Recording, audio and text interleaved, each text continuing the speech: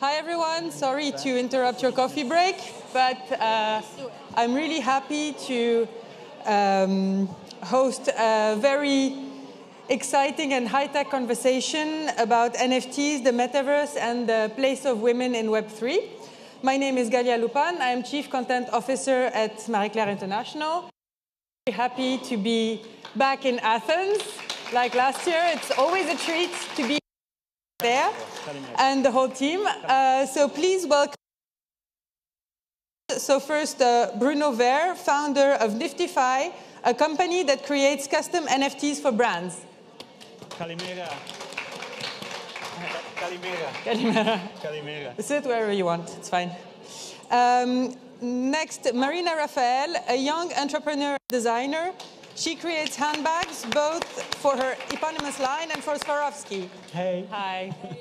And in 2022, she was part of Forbes Europe 30 under 30 list in the arts and culture category, so very big deal.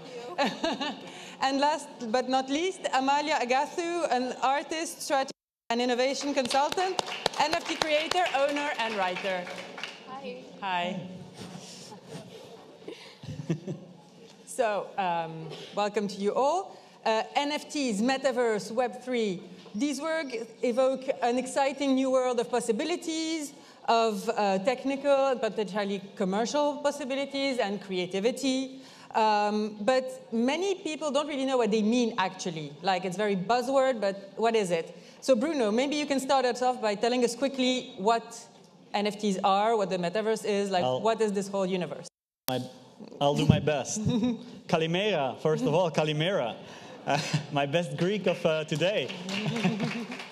So, in order to answer that question, I would like to ask a question to the audience first. Who knows what blockchain is?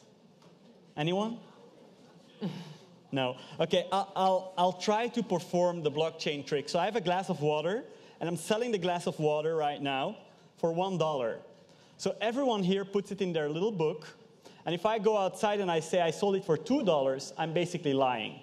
Now that's how the blockchain works. The blockchain registers a transaction between two people, or between a company and more people, or between companies and companies, and the transaction is immutable. You cannot go back. You can only go forward and do another transaction. You cannot adjust it.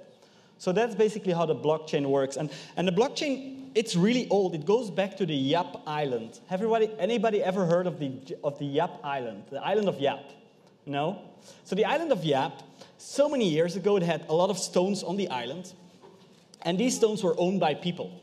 And when some people in the island of Yap, farmers, would do business with each other and sell chicken and meat and salad and carrots, then they would come together, the whole town would come together, and they would say, okay, we're selling these stones for those chickens. And everybody would write it down on their little notebook, back then on stone, and that's basically how blockchain was born. So the NFTs, non-fungible tokens, are built on the blockchain technology. So in order to understand NFTs, we need to understand the blockchain. So now everybody understands the blockchain, correct? Okay, very cool. So NFTs are indeed a buzzword. I think we don't really need NFTs for everything, but it's going to be very helpful. We see it in fashion, and we just launched together with Marina Raphael a bag as an NFT. So I can now prove that I bought the bag and that the bag is real. And when you use the blockchain technology from the beginning, you can basically put all the items of the bag in the information list of the bag. And then basically you can prove that the bag was correctly made, not by children in China, for example. You can prove that the leather is real leather from Italy. You can prove that the crystals are real crystals from, in this case, Swarovski on the bag. So all that is registered in the blockchain. And when you sell the bag as an NFT, and that's where the beautiful aspect of NFTs come, it's also sustainable, because I now bought the bag. Now, if I put that bag on the secondary market at some point, then Marina will be able to see all the bags that are in the secondary market. First of all, in the smart contract, because blockchain comes with smart contracts. It's basically just a contract, but they call it smart contract. So in the smart contract, Marina can put every time a bag gets sold, she gets a percentage, a royalty fee as an artist. Because, you know, if you're the grandchild of a very famous painter and that painting was sold by your great-grandfather, today you don't make any money. Now, if you would have sold that painting through the blockchain, every time that painting gets sold, the family would still earn some money. So it's a bit like intellectual property on physical objects? Correct, correct. So we know NFTs today as digital objects, digital pictures of apes and doodles and mutant apes. That's how NFTs became big in the last 2 years. Now, NFTs are much more than that. But for the first time in history, we can basically sell a unique object digitally or physically. We call it phygital. And that's what we did with Marina Raphael, for example. We're selling the bag as an NFT. You get the physical item. You get the proof, the register, through the blockchain. Basically what the notary does when you buy a house. The notary registers the house. He sees that it's definitely that house on that street. He gives the keys. He receives the money. He sends the money. All that happens through the blockchain. And I think for the fashion industry, and not only the fashion industry, but in general, any industry that is doing a lot of production, it is very interesting. But imagine doing everything through the blockchain in the next 10, 20, 30 years, and then you can map the secondary market, and you can adjust your production based on that secondary market. If you are Samsung and you see that there is 10 million phones out there from the previous generation being sold as an NFT, then you can say, okay, instead of producing 100 million phones, we're going to only produce 80 million because we're going to throw away 20 million anyway. So there is also a sustainable aspect of this. I don't know if I really explained well what an NFT is, but... it's very difficult, but I think mostly it was quite clear, so it made it alive. Like I said, to really understand what an NFT is, I think we need to go to the base. The base is really the blockchain technology. The technology that makes a transaction between a company, a person, between people, immutable, it's registered, nobody can lie about it, so we cannot say, I bought something, whereas if it's not registered, if it's not in the blockchain, it's not real. So in fashion industry, we have a lot of issues with counterfeits. I was going to say that. It's going to be very good to authenticate things. Of course, yeah. If you are buying a secondary, and we see in Asia, a lot of people are buying bags in Europe and then taking them to Asia, and they're selling them on the secondary market for various reasons. Well, today we have no view on that market.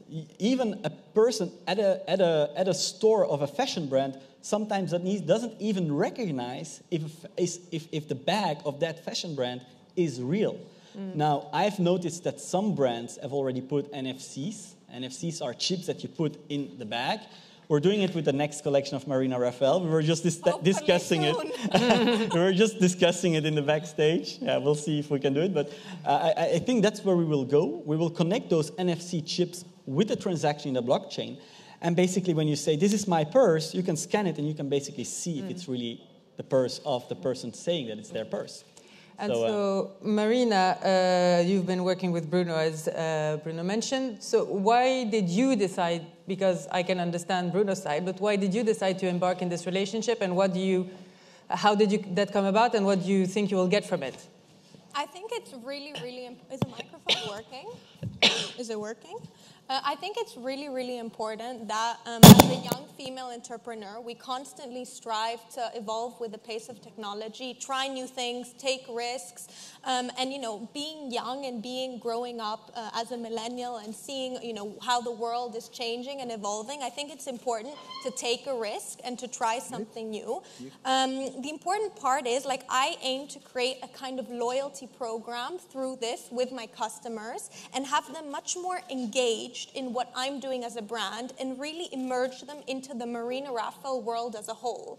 So through this virtual world, you can really give them the full experience. So with this collaboration, we did it in collaboration with Eugenie Nyarchos, because the bag itself, the goal behind the bag was to create like a retro futuristic jewelry box. And we wanted to link this with an NFT to really engage our audience and be able to give our audience something which is scarce and really exclusive and have them constantly involved with what we're doing. So this specific NFT launch, which we launched yesterday with Bruno, we're creating 10 NFTs. So the first 10 customers who buy the bag on the marinaraphael.com website get an NFT. And this then NFT, you get an additional crystallized choker, which has a retail value of over €1,200 designed by Eugenie, which are only 10 of 10 in the world. You get exclusive invitations to all our, if we do a press dinner, if we do any like big product launches, then all our collections in advance, you get an email from us which basically gives you access to buy the collection earlier than when it's out on the market.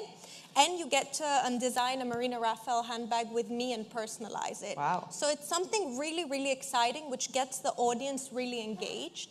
And it's been a really difficult for someone who has no clue initially in crypto, more from the creative side rather than the technical side. So it took us about 4 months to create these NFTs because it's really hard to find a 3D artist who understands your vision and to understand the 3D program, how the environment and building the environment operates. Because this Amalia, I'm sure, can explain much better than me. But you know, like changing a color in an environment you're creating with animations is changing the color. You change the whole environment when you change the green and make it a little more green, for example. So small things. And this has really, you know, been a really interesting process because we've learned so much. But launching yesterday, we saw how really excited the market was, especially the Greek market and how they reacted. So I feel like I haven't been in the office today, but I think the bags will be sold out and the NFTs as well today, which is great to see how eager people are for newness. And how many pieces?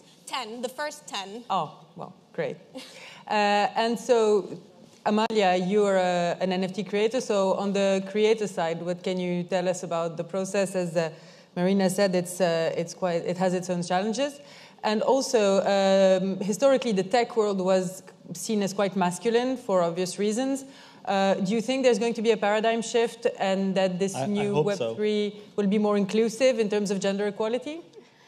Well, it's a complicated answer, but I will start with the status quo as it is about women and men in the NFT space. So sadly, the reality isn't as ideal as we would like. 15% of crypto users are women and 16% of NFT sales go to female artists, which may sound not great, but in order to assess the situation, I think into account three factors. One is that although these stats do sound low, it's still progress. Slow, but progress if you consider that in real world today, only 2% of art auction sales go to female artists, only 2% of VC investment goes to women, and only 11% of the artworks that have been added to museum collections over the past decade belong to female artists. So it is a progress, slow, but still progress. We also need to take into account that this is only the beginning of the space. Like, we're talking very early days. We are talking brick phone era for mobile phones. So that's the same thing. So what we need to focus on is build a strong foundation for the future.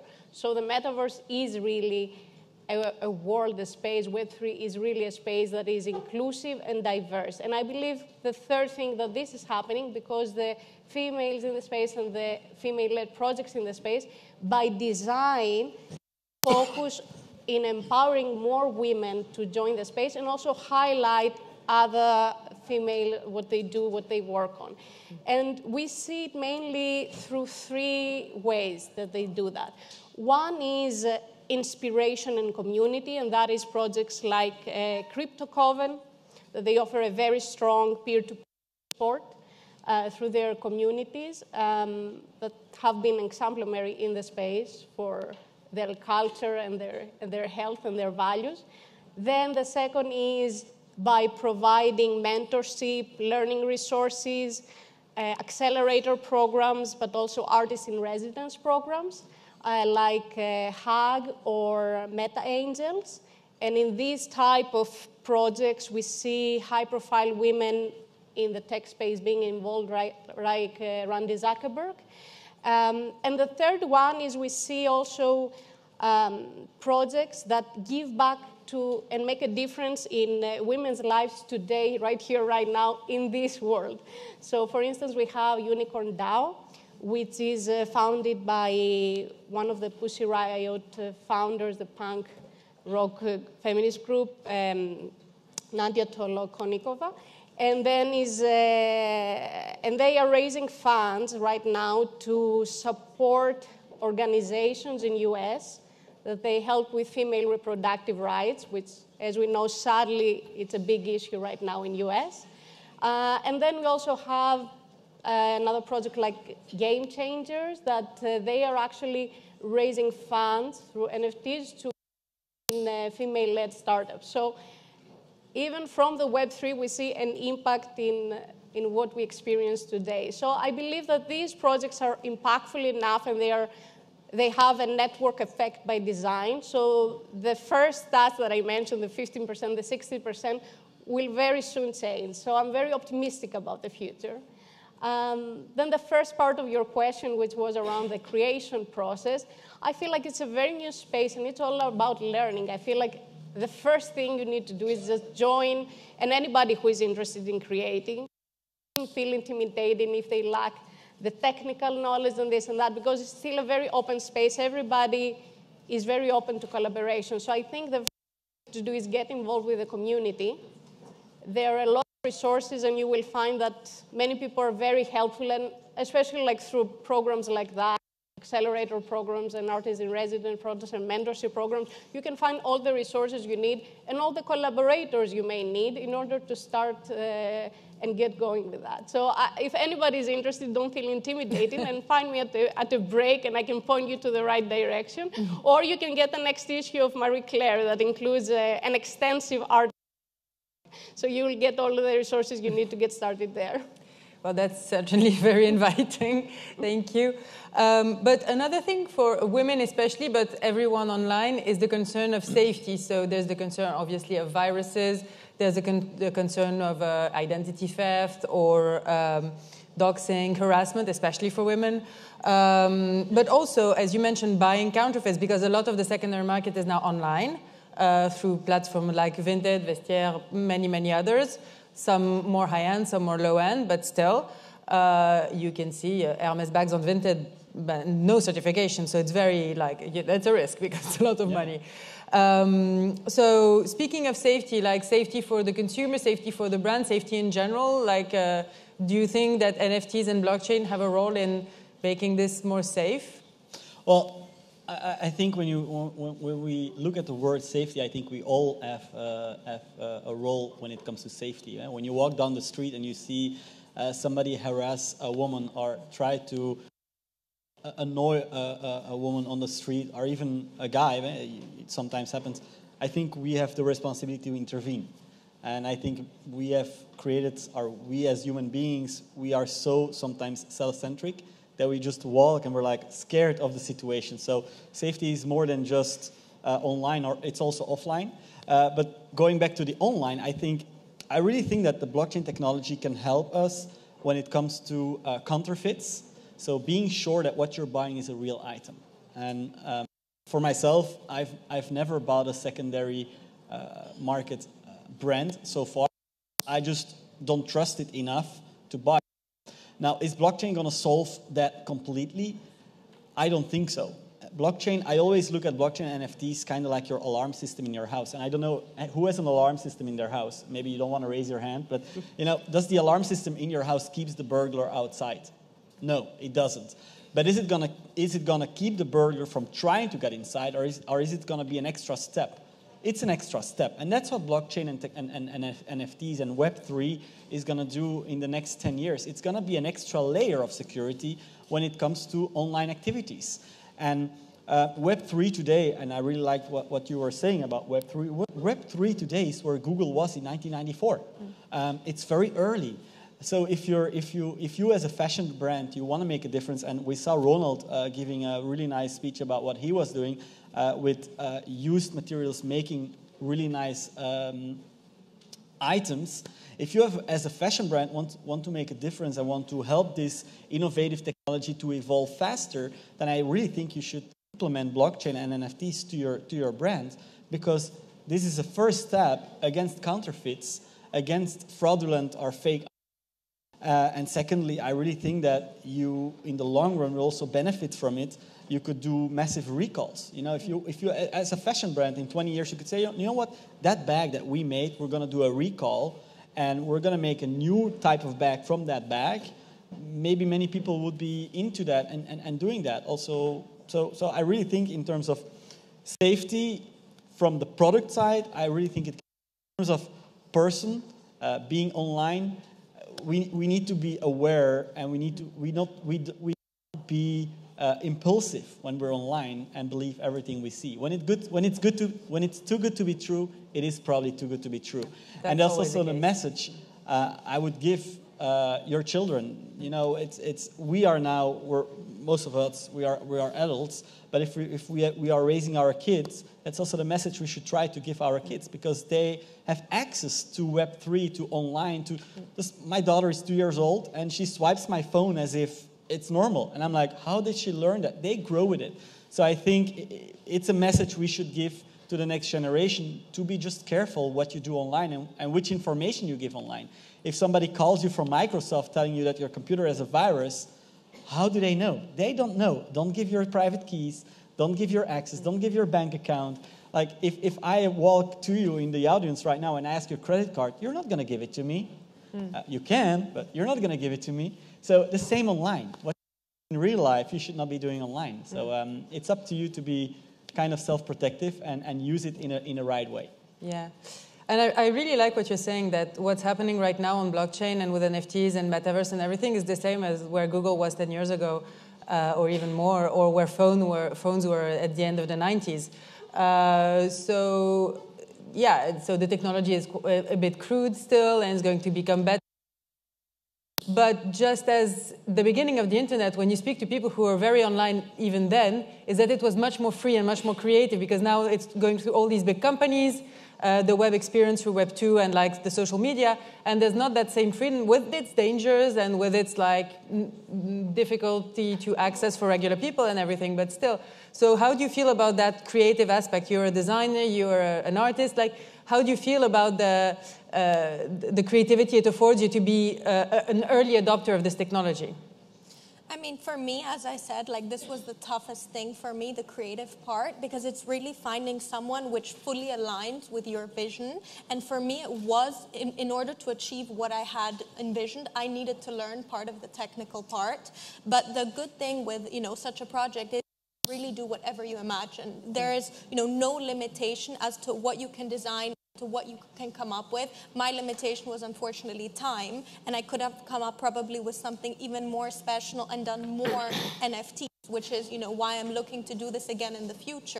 But for now, it was a trial run to see how my customers would react, to see if I could adopt into this world and see, how this process works, and if it was something feasible for the Marina Raphael brand. And, the reaction was great, so it's something definitely that I will continue. But the advantage with this is, like, any creative can come up with so many different things, and there's, so many different programs which you can adopt with, and so many different creations. It's like art. You have a blank canvas, you can do anything you want with it.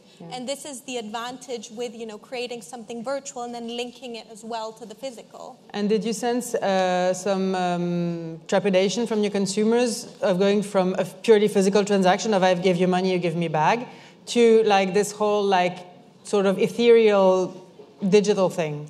So I think at this point, the advantage which we had was we also had physical additional products. With my customers, who are mostly non-crypto customers, what they thought is, okay, I buy the bag, I get an additional crystal choker, and then I have the NFT. I don't think people are yet 100% in the mindset that this NFT has so much value because of all the experiences it offers. So I think for me, it was more that linked the customers and made them want the bag so quickly. This is where, again, we have to still evolve, and we still have to really show the true value of the NFT on its own, and, what to the industry, because for me, this NFT is basically an insight to the Marina Raphael and Venix world. This is what I'm giving my customers. So to be invited to all the events, any potential, cocktails, pop-up stores, private dinners, this is what I'm giving them. I'm giving them this experience, which I cannot give them otherwise. So, I cannot invite millions of people to an event. And this is where you give them this exclusivity, and this is what has the value, because it's so scarce. So this is, I think, what for me at this point got the customers so engaged, was the additional physical product. But this is what we have to work on to, get them more engaged with the actual experiences and the virtual offerings. So the physical object is like the key to attract them to the digital and experiential part, and then the experience makes them more like loyal and coming back to your physical object. So it's a virtuous circle. Community building. Yeah. Exactly. Yeah, it just opens up a new dimension, and it helps further the dialogue between the creator and their audience. And that could be either by offering almost as a path to a richer experience and a longer-term relationship. For instance, you could airdrop newer NFTs, or you can airdrop an invitation to a special event only to people that have bought an NFT before from you. I have a friend who is an artist and a poet, and she includes poems in her NFT artwork, so it's an unlockable content. Or we've even seen it in fashion brands that they have experimented with co-creation, like Lacoste, that they have created NFT buyers where they can help shape decision around designing their future collections, or through generative art. That's basically a form of co-creation between the audience, technology, and algorithm, and the artist. So what generative art does is basically the artist feeds the algorithm with some basic shapes and some. And then the audience, basically, when somebody tries to mint an NFT, to summon an NFT from the algorithm, from inputs from the artist, it's like expecto patronum, in a sense. So they trigger the algorithm to create art from these inputs. So not even the artist knows what the result will be from that. So that's a form of co-creation as well. And then we've also seen interactive art as well. One of my favorite projects that does that, a collection called Bloom by Ignacy Monreal, which you may have seen some of his artwork because he has done a lot from Gucci and stuff like that. And basically, it's a self-aware collection. So if the price goes up, the flowers bloom. If the price goes down, the flower withers. So that's really poetic. Well, I'm really sorry. I could speak to you for another couple of hours, definitely, but we're running out of time. So thank you all for coming, and it was an amazing conversation, very inspiring. Thank you all. Thank you.